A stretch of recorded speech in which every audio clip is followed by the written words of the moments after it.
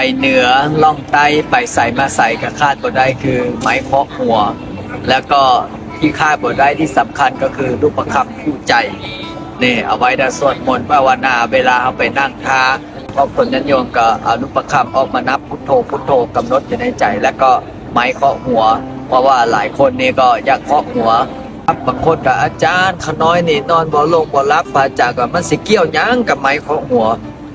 พระอาจารย์ก็เคาะพระอาจารย์ก็ว่าอ้าวขอให้นอนรับขอให้มีความสุขความเจริญสุขกายสบายใจมีโชคมีลาภสุขภาพแข็งแรงหายเจ็บหายจนให้มีเงินเหลือกินเหลือใช้เหลือไว้สร้างบุญบารมีให้หายเจ็บแข้งเจ็บขาเจ็บหลังเจ็บเอวเบาหวานความดันไขมันขอให้หายเคาะดังโป๊กโป๊กโป๊ก3 ครั้งเพิ่นก็ดีใจกลับไปเมื่อฮ้อนเฮือนดีใจจนนอนรับแต่ทั้งนั้นทั้งนี้เนาะเอาตนนิยมเนาะพิเศษวันที่9เดือน7เดือนหน้านี่แหละวันที่9เดือนหน้านี่แหละพระอาจารย์มีพิธีร่อพระพุทธรูปเนาะ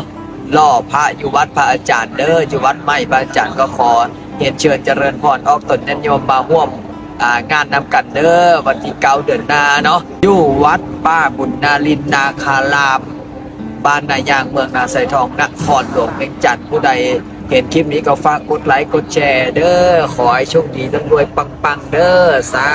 ธุเพียง